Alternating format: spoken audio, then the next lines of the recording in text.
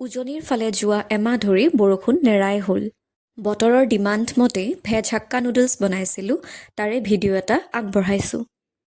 Veg hakka noodles বনাবলৈ প্ৰথমতে মই বন্ধাকবি, পিঁয়াজ, গাজৰ, কেপচিকাম, আদা আৰু নহৰু সৰু সৰুকৈ কাটি লৈছোঁ।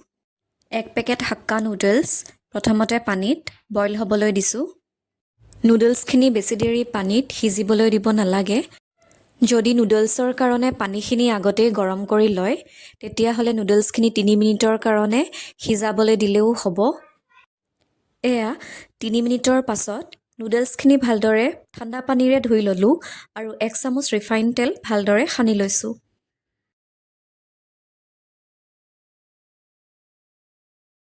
তাৰপিছত অলপ মিঠাতেল গৰম কৰি লৈ আদা আৰু নহৰুখিনি প্ৰথমতে ভাজি ল'ম।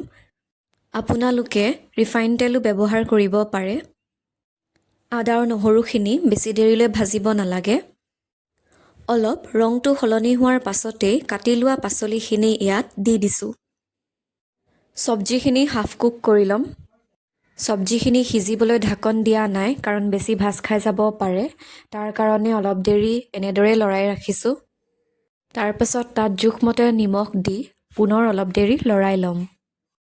প্ৰায় 50% মান কুক হোৱাৰ পাছত ইয়াত হাক্কা নুডলছখিনি দি দিছোঁ। এইখিনি এতিয়া ভালকৈ লৰাই ল'ম। গেছৰ ফ্লেমটো ল' ফ্লেমত ৰাখিছোঁ। গোটেইখিনি ভালকৈ মিক্স কৰাৰ পাছত এতিয়া ইয়াত চচখিনি ঢালি দিম। ডাঙৰ চামুচেৰে 1 চামুচ soya sauce, red chilli sauce আৰু টমেটো কেচাপ ঢালি দিছোঁ। আৰু গোটেইখিনি ভালকৈ মিক্স কৰি ল'ম।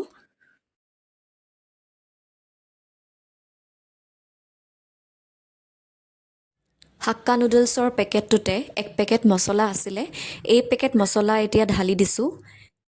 এই মছলাৰ পেকেটটোতে নিমখো থকাৰ কাৰণে চাওমিনখিনি বইল কৰোঁতে নিমখ দিয়া নাছিলোঁ। বা আপোনালোকে যদি খোলা চাওমিনৰ পেকেটটো ব্যৱহাৰ কৰে, তেতিয়াহ'লে মছলাটো চিং চাইনিজৰ চাওমিনৰ মছলাটো ব্যৱহাৰ কৰিব পাৰে। এয়া ভেজ হাক্কা নুডলছ ৰেডি হৈ গ'ল। ইয়াৰ ওপৰত জলকীয়া সৰু সৰুকৈ কাটি দিছোঁ। খাবলৈ বহুত টেষ্টি হৈছিল। আপোনালোকেও নিশ্চয় ঘৰত এনেদৰে বনাই। ভিডিঅ'টো শেষলৈকে চোৱাৰ বাবে ধন্যবাদ।